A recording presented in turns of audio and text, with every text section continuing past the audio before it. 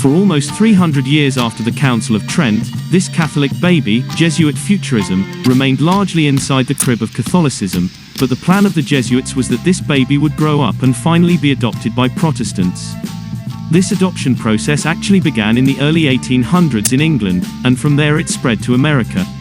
The story of how this happened is both fascinating and tragic.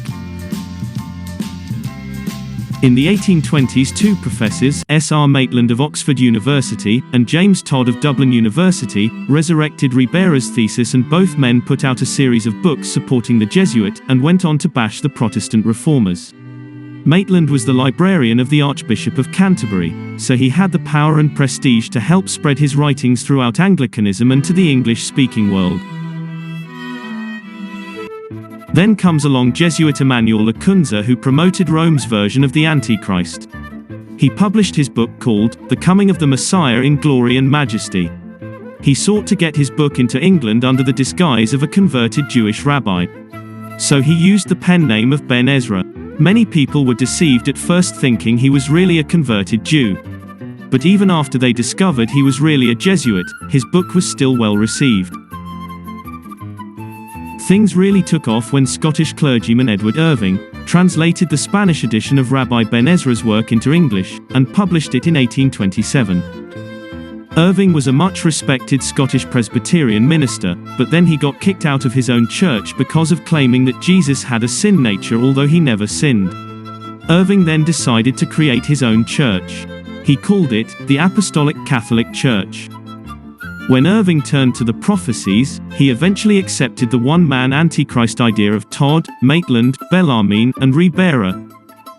Now we have three key Jesuit teachers laying the foundation of prophecy for the Protestants, which caused them to abandon and forget the views of the Christians before them. Don't you think it is odd that Edward Irving went from being a Presbyterian to creating his own branch of the Catholic Church? Yet he went a step further. Somewhere around 1830, Edward Irving began to teach the unique idea of a two-phase return of Christ, the first phase being a secret rapture prior to the rise of the Antichrist. A young Scottish girl from Irving's congregation named Margaret MacDonald gave an utterance she claimed to have received from God about a secret rapture. By the way, Edward Irving was also one of the earliest forerunners of the charismatic movement. Irving is a pivotal character at this point, so let's take a closer look at this man. And one of these groups were the Irvingites, led by Edward Irving. Irving taught heresy. He taught that Christ had a sinful nature, that his flesh was sinful.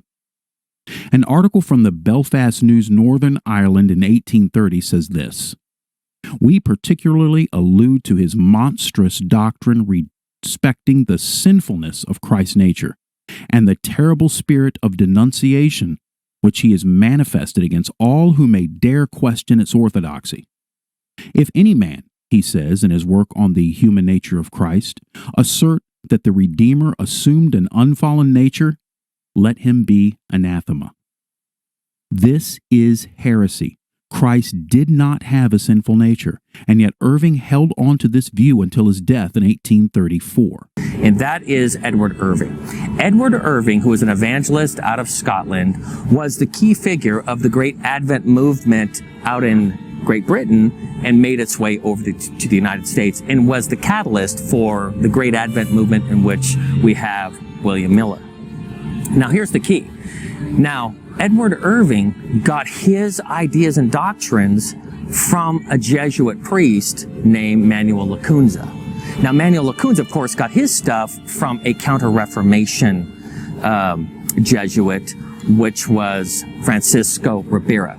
Now, why I'm trying to connect these together is that this is all coming from a Jesuit base. Now, getting back to Edward Irving. Edward Irving, back in the early to mid-1800s, who basically burned himself out from trying to achieve this holiness and died at the age of 42, taught the sinful nature of Christ doctrine. He's also the father of the Pentecostal movement and of speaking in tongues. And yes, they are connected and related.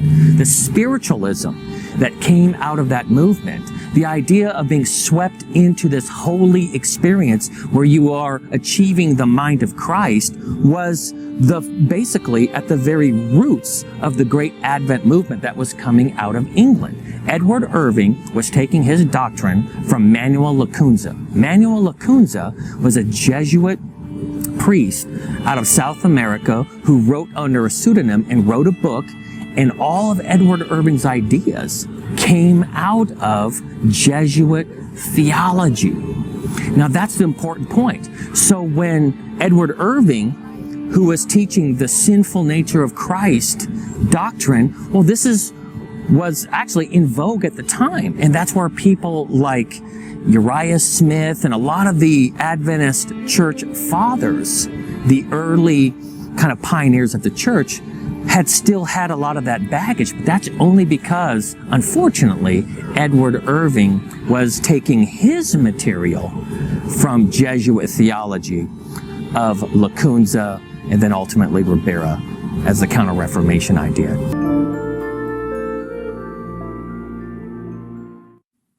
At the time these events were occurring in Scotland, Edward Irving was the minister of the Regent Square Church in London, having assumed the pastorate of the Chalcedonian Chapel in 1822.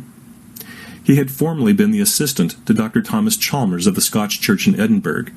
Since arriving in London, he had won substantial notoriety as a phenomenally gifted speaker. His church, which started small, was unable to accommodate the large crowds consisting substantially of the affluent and the powerful in London, who flocked to the chapel to hear him preach. In a short time, a new building was constructed in Regent Square that could accommodate the large numbers of people attending the services. Irving is described by those who knew him best as having all the best physical, mental, and moral qualities. He was also an extremely articulate and passionate minister. If there is anything that can be said disparaging of the man, it might lay in the area of discretion. While in his capacity as a prominent Presbyterian minister, Irving developed a close relationship with the famous poet-philosopher Samuel Coleridge. Coleridge was a celebrated genius who suffered from depression and possibly from more serious mental disorders. His famous poem, Kubla Khan, was written by his own admission during an opium dream. Coleridge seems to have had some fascination with the Christian gospel. He sometimes made a Christian profession, and yet he was a student of German Transcendentalism.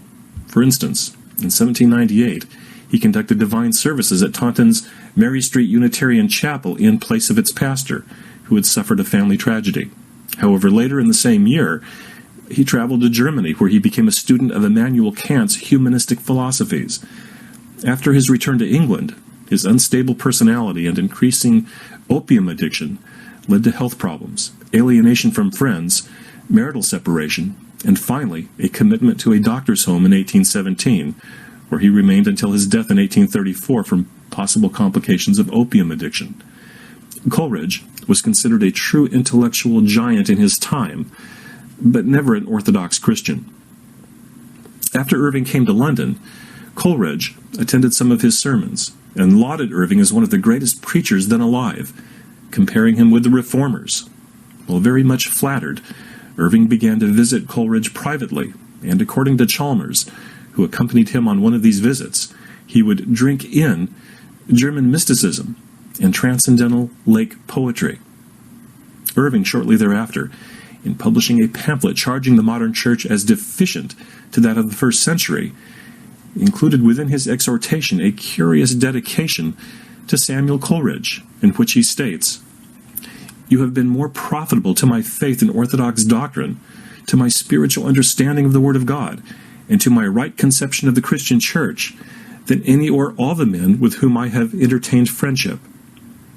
He praises the poet's intelligence as a teacher and offers the pamphlet as the first fruits of my mind, since it received a new impulse towards truth and a new insight into its depths from listening to your discourse. Well, such dedication of a Christian treatise to a philosopher like Coleridge would seem unthinkable, and it certainly earned Irving much criticism. And yet Irving boldly advertised the fact that he was drinking his philosophy from a non-orthodox and arguably an anti-Christian source. The Bible charges ministers to watch their life and doctrine closely. As you can see, Edward Irving did not. We see how he strongly promoted Jesuit futurism. You can also trace the beginnings of Adventism back to him. Then he spearheaded the charismatic movement, all while being a Catholic offshoot church. Then to top it off, he admires men who promoted the transcendental movement. This is all a recipe for disaster, but this really explains a lot of the present-day madness in the church.